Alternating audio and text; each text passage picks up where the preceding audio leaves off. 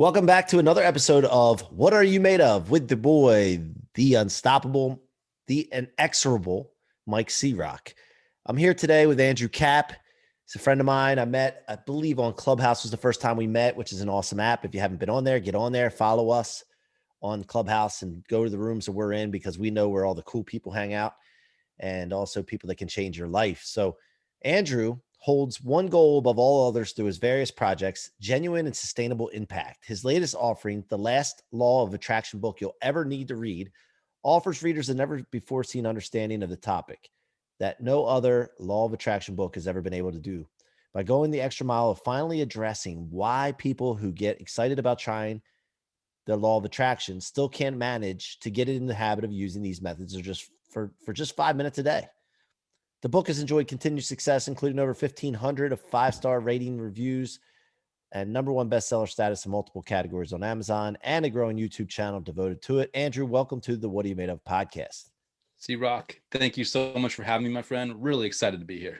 Great to see your face again, man. I know we talked just a couple of days ago, and I was on your show before, and just looking forward to this episode here because, I got to tell you, before I get into the first question we always ask people, every day that goes by for me, the more and more I see of me creating my future. And not just that, because I think it's selfish if you stop there, but helping people create their future around me and everybody that I touch. And it's pretty powerful. So I'm looking forward to this conversation today. But before we do that, let's go ahead and ask you the question. What are you made of? Well, I know for you this won't sound cliche, but just so everyone's clear, while this is both strategic and authentic, and we can talk about that, what I'm made of is gratitude. Yeah, you know how I start the interviews, man. When I go on people's show, man, it's a big thing for me, and that's why you said that. And yeah, gratitude is powerful. Tell us the story behind the gratitude and how you're made of gratitude. Yeah, well, I'll tell you the story, like how I even got to this place, and I'll try to make it not too long-winded. But I learned about the law of attraction back in 2004. And it was just me looking for answers in life, trying to get a hold of something, trying to make something work. And it was very hit and miss for me. And it kind of followed through on that for about 4 years till 2008 hits. My life implodes. I lose my business. My girlfriend of 3 years breaks up over text. And I'm forced to kind of look in the mirror and say, okay, something's got to change here. And I have this weird epiphany where looking back of all the things I tried, all the personal development, all the mindset, all the modalities, whenever I did that law of attraction thing and I didn't actually stop, it seemed to start getting me somewhere. So I got this real stubborn, indignant vibe and I said, you know what? I don't care what happens, when it happens, why it happens, how it happens. I'm going to go all in with this thing, which really is just, 5 or 10 minutes a day of gratitude and visualization exercises, since that's what was working before I stopped it. And results were miraculous. Within 2 weeks, I felt better, which is saying a lot with a broken heart. Within 3 months, I'm in a brand new, way healthier relationship. Within 4 months, I'm making more money than at any point in my life before then. And within 6 months, everything's different. I'm in the best shape of my life. I'm running all cylinders. And I learned, at least from my experience, that this law of attraction thing, whatever it is, it works when you work it. And it wasn't to write a book. I didn't write the book until like 11 years later when I'm making a decision of, okay, where do I go in my business? What can I do that's going to fill me up and light me up and make me feel like I'm making a difference? Oh, well, let's see if I can enter into this really crowded space and hopefully say something new. But more importantly, hopefully help the people that were struggling with the same stuff that I struggled with, and hopefully help them before they have to lose what feels like 90% of their life. And that's where I'm at right now. And again, like I said, authentic and strategic. For me, gratitude is not only a result and a manifestation, but it's a strategy by which I can enjoy more of that for myself. Yeah, I love it. So where did you hear about doing that back in 2004 when that happened? Like where, It's funny. where did you, your first taste of it? Yeah, I don't even remember the first place where I heard. I think it might have been Bob Proctor book. I mean, I know I read his book "You Were Born Rich." I don't even know if it. I think the word law of attraction's in there, or the phrase. I read books like What to Say When You Talk to Yourself by Shad Helmstetter. I read As Man Thinketh by James Allen. I read Think and Grow Rich. I read all these things, and I don't even remember where law of attraction came into play, because those years and that year was such a blur of me swinging at every ball possible. Like I was almost desperately flailing all over the place, just trying to get an answer. And that was probably part of the reason why I didn't stick with law of attraction, because I didn't have the patience. I'm like, well, there must be something that's quicker, better, faster, easier, stronger, more impactful, because I want the money, I want the girl, I want the success, I want everything now, now, now. Yeah. Have you read U Squared yet?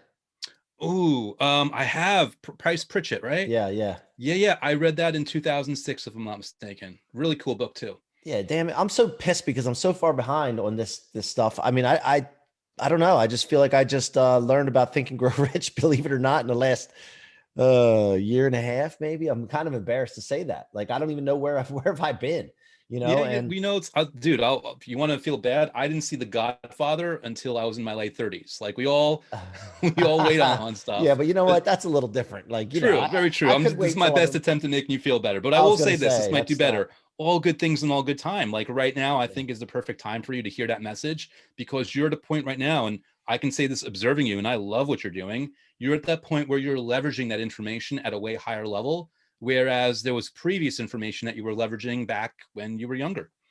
Yeah, I agree 100%. And, I'm witnessing things now that I'm aware of this and I'm really studying it. And, Bob Proctor, of course, Price Pritchett, who else recently? Of course, Think and Grow Rich. But I've been, hanging out with Sharon Lechter, and Greg Reed's a buddy of mine. And, all this stuff is starting to come in. And I'm the type of guy, like you made a reference to stubborn. You were stubborn. I have a new word called inexorable. And that Mhm. means the same thing pretty much: unable to be stopped, unyielding. And I'm the type of guy that has that in me. And when I get onto something like this, and as powerful as this is, speaking of the law of attraction and manifesting your future, creating your future, becoming the cause instead of the effect, man, like there's going to be I'm just getting started, brother. And so I love the fact that I'm having you on the show today, because I want to talk to you more about this. So what did you find out? Like why people, they get excited about the idea, but then they just don't do it consistently. Like, what did you find out about that? Yeah, so the way I explain it and the way I've discovered it and the way my experiences has confirmed it, we've got three minds. I think everyone's used to hearing, all right, I've got the conscious and the subconscious, right? The third mind in that mix, and I'm defining it this way, a clinical psychologist wouldn't use the same word, but it's my definition of the ego. And that ego that's sitting right between, way stronger than the conscious mind, but nothing compared to the subconscious, it's only got one job in this world, and that's keeping you alive. And that's good or bad news, depending where you are in your life, because that means wherever you are in your life with any money problems, any relationship problems, even any health problems, your ego knows right now in this moment you are alive and it doesn't want to risk the status quo. Because there might be someone out there who wants to be rich and famous, for example, but for all their ego knows is when they become famous, they're going to get a stalker. That's a threat to their survival. And when they get rich, they're going to get family coming out of the woodwork and try to take their house from them, a threat to their survival. So this part of our mind loves us. It wants to protect us. And in a misguided way, it holds us into place. And because it's stronger than the conscious mind, it knows how to leverage your fears, your uncertainties, your doubts, even your virtues, anything about your personality that it can use to stop you from going on that path and getting that result. Again, only because it thinks you are safer now, because it knows right now you are alive. Quick little skip ahead then. The solution thereby is to bypass the ego, access the subconscious mind, which is way stronger than all this stuff and the other minds. And that will do the heavy lifting for you. And you bypass the ego and you access the subconscious mind with simple visualization or gratitude methods that you can learn in my book, or to be candid, any law of attraction book. And why is this the last one? Is that you talked about this before when we were offline about why you titled it that, which Yeah. ended up being So, awesome. But go ahead. yeah, well, even just this explanation I gave right here, the part of the reason that it's the last one is it's meant to hold a mirror up to the reader so that they actually catch themselves in the act this time when they're not doing what they're supposed to. It's leading them not to doing methods for, um, in a forced way where it's a chore. It's basically inviting them to make a choice. It's inviting them to make any of these methods something that they get to do rather than something that they have to do. It's taking the obligation out of it, because a lot of people, they do this and they're so desperate to get their result that they don't even enjoy the methods. They don't even enjoy the process. And what they don't realize is, if you're not enjoying the process, you actually don't realize you're reaffirming the vibration, and if you don't believe in that thing, the psychology to your subconscious mind of the actual lack of what you want. You're reinforcing not having what you want when you're not having a good time with these methods. So just through the flow and the breakdown of the book, through the presentation of the methods, through the explanation of what's going on in the mind, and just through the collection of how I organize the information, it's basically meant to give people just enough of a crack where they do this just long enough where they finally get a result. And then it's not me teaching them. It's not the book teaching them. It's their own life experience. Yeah. Just like I had the gift of my own life experience when the time came, I want them to have that as well. And then they're free to buy more books, but I just don't want them buying it where they're looking for an answer. And more, Amen. if you're going to buy another book, do to reaffirm or to research. Whether it's my book or any book should be the last one you need, because you should be able to act on the information and actually implement it and get your results without needing anything else after Yeah. that. Yeah. Yeah. I love that, man. You know, they should buy one more book. Yeah. They Oh, should buy one more book. well, rocket fuel Yeah. definitely. Yeah. That's I mean, different. that's obligatory, man. That's just Yeah. like, Yeah. that's just a life skill. Buying that book is a life skill. You just So, need. so tell me about the ingredients that went into making Andrew. You know, you can take us back as far back as you want, but what went into making you? Like, what kind of family, what kind of events happened? Like, what stands out to you in the past that, you know, I don't believe about getting stuck or resenting the past, but at least learning from it and getting rocket fuel from it. Yeah, yeah. So, um, the extraordinary thing about me is that there was a lot of ordinary in my childhood, and it was not perfect. I mean, we all experience trauma in different ways. But I don't have a bad story about it. In fact, growing up, I saw myself as very average. I'd look around the classroom and I'd size myself up. I was never too short. I was never too tall. I never was a D student. I never was like an A+ student. I was always in the middle. I was always average. And I get to a point where, like, when I graduated college, after having family tell me, well, the way to live life is to get, the 9 to 5 and to be the company for 40 or 45 years, and they'll take care of you. And around the time when I graduated, it was very clear from the way the world changed, the way corporations had changed, that it wasn't good enough just to work hard and be a good employee. I couldn't count on someone else. So all of a sudden I was filled with a level of, I guess, fear and anxiety of like, whoa, the only one who's going to look out for me is me. And now I have to get my act together in a whole new way. Now I've got to be an entrepreneur, which all entrepreneurs out there, not there. It's the scariest existence, and many times the loneliest existence. So I Yeah. read more books in the first 2 years of my business than in high school and college combined, because I wasn't reading from an assignment. I was reading out of a motivation to learn things. So I guess, again, also even So where, like, different. failing with the law Totally. of attraction, I was at a point where, I lost my company and girlfriend because I was so desperate for success.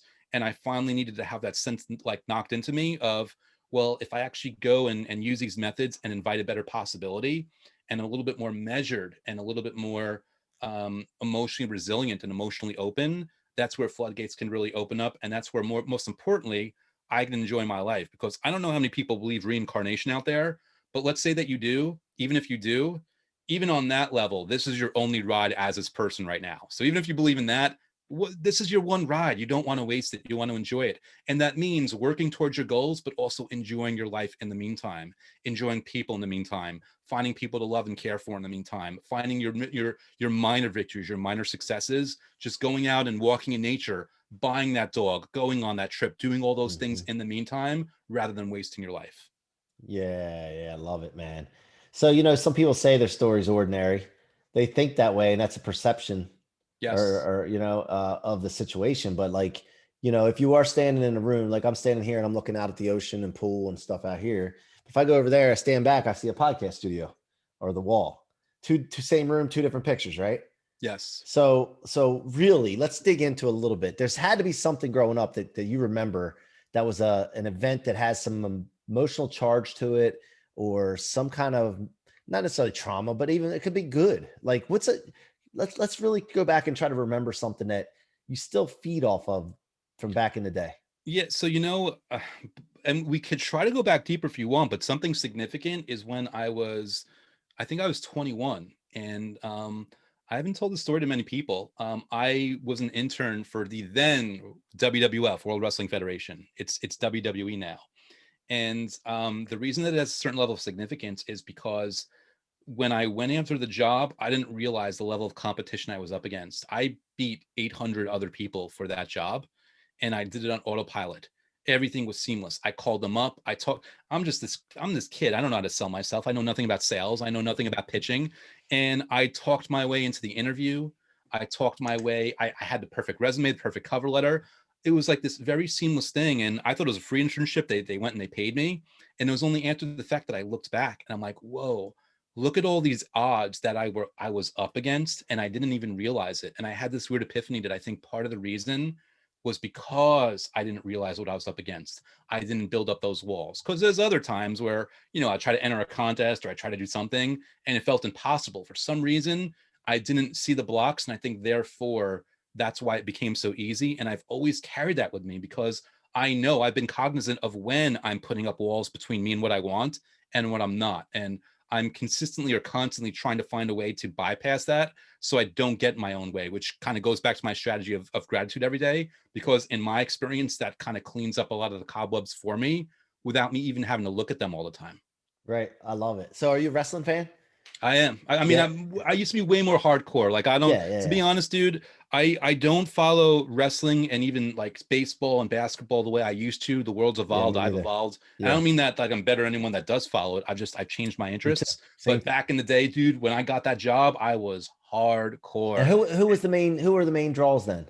Stone Cold Steve Austin and The Rock. Okay. Like, Yeah, yeah, yeah. That's when we were watching it in college and we were having parties around it and yeah, man, this is pay-per-views. We would have, yeah. 1999. Yeah, yeah. Dude, my Yeah. first day, which by the way was very surreal because Owen Hart passed away the night before, Hmm. falling 80 feet in the middle of the ring. Hmm. And by the way, I was hired to be their fan services department who answers the phones from all the inbound calls, which was really crazy. But I'm there 5 minutes and Vince McMahon gets on the elevator with me.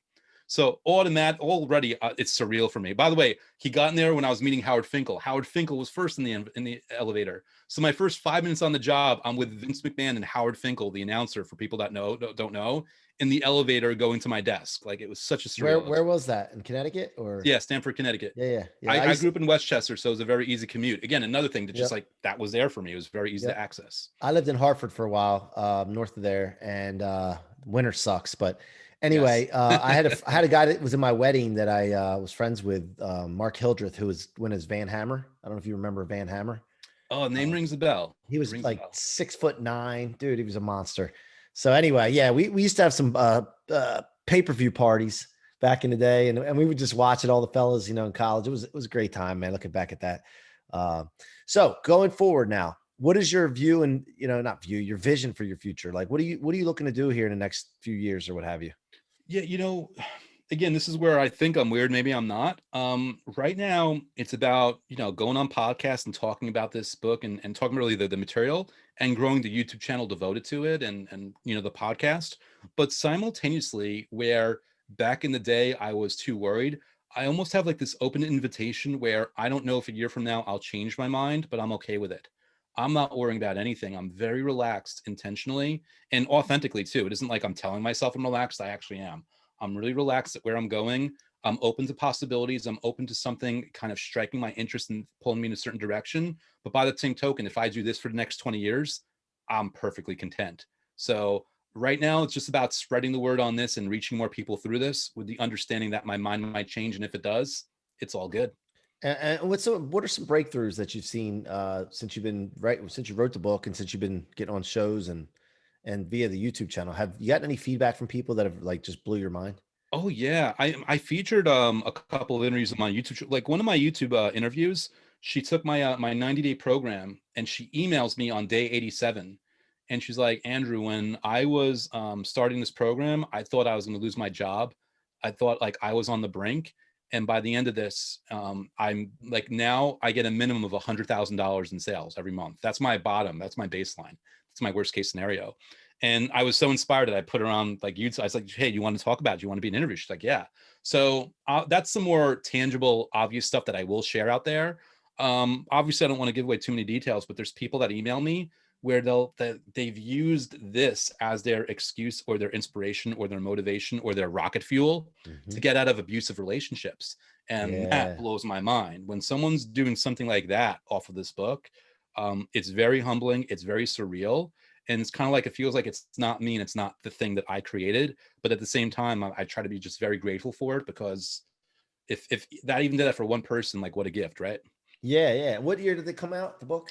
End of 2019, like right before Okay. Thanksgiving 2019. Okay. So two, Not almost like a year and a half year and a basically. half. Okay. So what am Yeah. I in for in my first year? Because look, by the way, when I wrote this book, while I was writing it, I marketed the book a year ahead of time. Like Mm, I just market it. So I've been marketing. This isn't like new to me. But when the book came out, I'm like, I got to keep going. But most people wait to market the book when it's just prior to launch, right? I did it for a year, landing page, sold books. And but what am I in for now in the next, it's only been out for a week or two. What am Mhm. I in for? So it depends on really where you want to take it, because like, in other words, if you're following like my model, you're basically going to spray gunfire all over the place in a good way, not in a desperate way, but in a way of like, you know what, I'm willing to post in a Facebook group and add some value, see how that feels for me and see the response I get. I'm happy to go on podcasts and talk about it, see how it feels. But like for me, what I did specifically, and you're a busy guy, so you know better if you can do this. I was very intentional just about answering emails that came in. I've made myself very accessible. So for me, it was a year of really just interacting with the customers. If you want to go on that level, again, you've got so much going on. I know that you're starting a really cool project on the way that we spoke about a couple of days ago.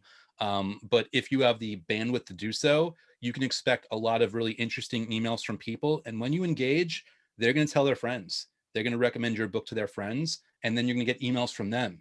And it's going to be this really wonderful yet time consuming but totally worth it web of interaction with people as the profile of the book itself grows. And for me, you see, I didn't even put my name on the cover. I wasn't too worried about my profile. It's more about making the book the star, but more importantly, making the reader the star. So knowing what I know about you and what I could surmise about your book, expect a lot of really positive feedback, and it'll be your option on how aggressively you want to leverage that and lean into that with all the other stuff that you've got going on. Yeah, no, without a doubt. Like I have no problem with that. I love engaging with people. So yeah, I love that idea, man. I was going to ask you something else with regards to, so what's going on? Speaking of this law of attraction right now for me, like I'm currently experiencing some of the craziest, I say craziest because I'm just blown away by it, but I'm doing what the law is. I mean, it's a law for a reason, right? It's just Mhm. like John Maxwell's law, leadership law, the rocket fuel law is a law. It's a law. It's like So gravity. I'm so surprised, but I'm writing things down. I'm creating this vision, and then I'm sitting back and not sitting back really, but I'm just sitting here watching it unfold in front of my eyes. And I just can't believe some of the things that I've seen over the last 2 years. Then right now, and I'll get on a call with someone. Here's an example. I'll get on a call with someone and talk to them about the vision that I have. And they're like, I can't believe you're talking to me about this right now. Like I'm literally right now looking into this, and this is going to connect with this, and we're going to be able to create this. And I can't get into a lot of detail with some of the things right now, but just to see this over and over and over again over the last 2 weeks, Mm. over and over again with people. And today it happened again. And I was just sitting there and they're like, how come you're not that excited? I'm like, dude, I've seen this probably 15 times in the last 2 weeks. So it's like when you see it and it clicks, dude, it's over. And then you Yes. start thinking like, wait a minute, maybe my vision isn't big enough and colorful enough. And maybe we can even do more and add more people. And, so your mind starts wandering even more, and it allows you. And this is something that I've noticed with Grant Cardone. If you notice and you follow him at all, Hmm. I'm immersed in his content and I follow him and study him because he amazes me. And some people laugh at that. Like they're like, "Oh, you're right." No, dude, I know what I'm doing. So and so I watch this and I watch how he keeps leveling up, leveling up, leveling up. And then his thing is, I didn't think big enough. I wish the only thing I would told back down, I would have took more risks and thought bigger. And then you Mm. see this elevation thing happening where the belief lid raises, and then you start attracting more things. And the other thing I noticed, Andrew, is I noticed people that are around me now are the people that align with my mission. Yes. And the people that don't align with me are exiting. And I used to get upset when people leave my company, friendships, relationships, whatever. I used to get upset with it. Now I don't get upset because I just know, okay, well, they're just not aligned with the mission. And then you see people that are perfectly aligned with it just appearing, attraction, right? Yeah. Just You speak to that a little bit. So right now you're in the sweet spot. And I'm almost hesitant to say that because I feel like when I say that, people might be listening.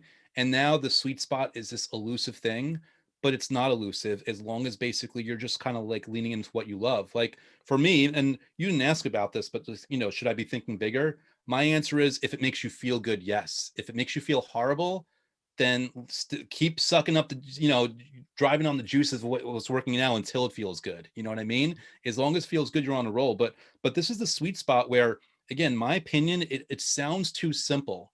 And this is why people, one of the main reasons why people discard it, but just leaning into something, just being open, just visualizing, just feeling gratitude, and then letting what comes kind of like come and just letting it happen. It really is that simple, because what you were describing is there's some stuff that you do and there's some stuff that's done for you. And it's not either or. You're not going to do everything and everything's not going to be done for you. It's this combination. And what I hear from you is you're just working on inspiration. You've got an idea, you lean into it. And because you have no resistance to it and you have no fear, you have no apprehension, you have no doubt, because you're already in a really good place of just feeling good about where you're at. And because it sounds like you're really inspired, which is no shock with how good you are at this podcast, with a book like Rocket Fuel, of course you're inspired. These things unfold. And here's the beautiful part. They're going to continue to unfold in different ways. This vibe you're on right now, this might go for a year, it might go for a week, and then there'll be a shift. Or there'll be a shift in vibe and a return to the vibe. It doesn't matter. The cool thing is, no matter what, you're always going to be on this positive wavelength as long as you're open and receptive to it. And again, That's for it. people listening, Open. it's not hard to get into as long as you're open to just doing something without trying to force it into place. Saying, okay, what can I do right now? What is actually important to me right now in this moment? Giving myself permission to change my mind tomorrow if my mind actually changes, and just inviting things in. Yeah, being open to it, man. That's a huge, huge thing, because a lot of people are closed off and they think that, somebody giving something, there's so many things that happen to you that you just don't open yourself to. So just being wide open and accepting of it. Now, some people may be listening to this and they're in a tough time and they may not understand it right now. They may Yeah. not be able to relate to it right now. And that's okay. So those folks right now should get your book and get Rocket Fuel and read them back to back.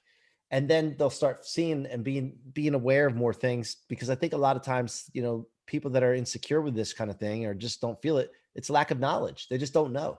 Yeah. Yeah. Right. And my attitude is like, even pertains to my book. I mean, it makes a pretty good argument if you ask me, but let's say it doesn't. Let's say you're not down with it.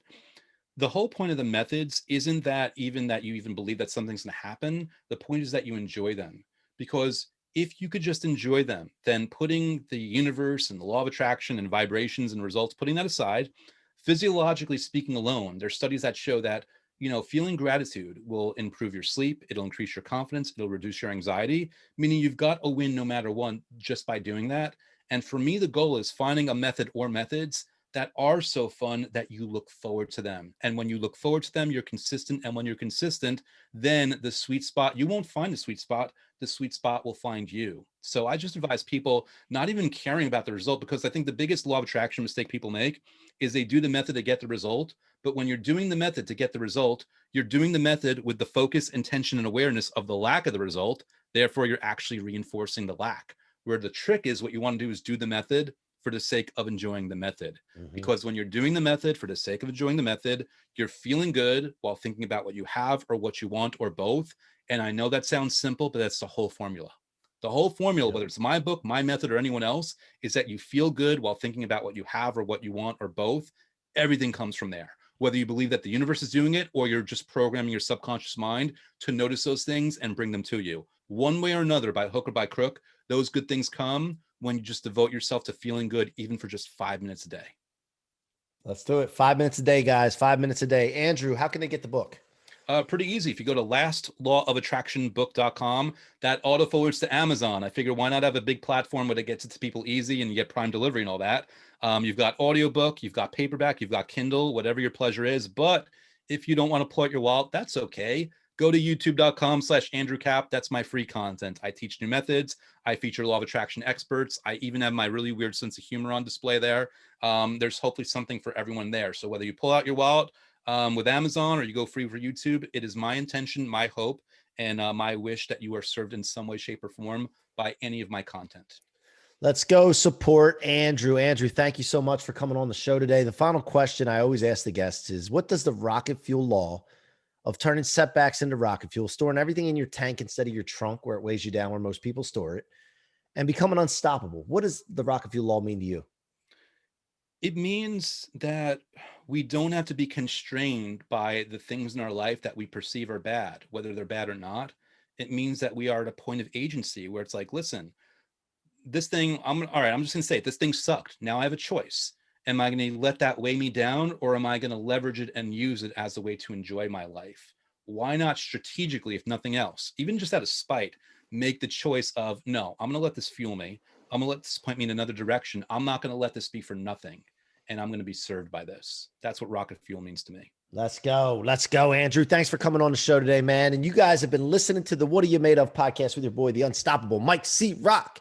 Keep coming back. Go subscribe to my YouTube channel at Mike C-Roc Ciorrocco. And if you want to get the book, go to mikecroc.com/book. Get that Rocket Fuel book so that you can become unstoppable yourself. Until next time, be unstoppable.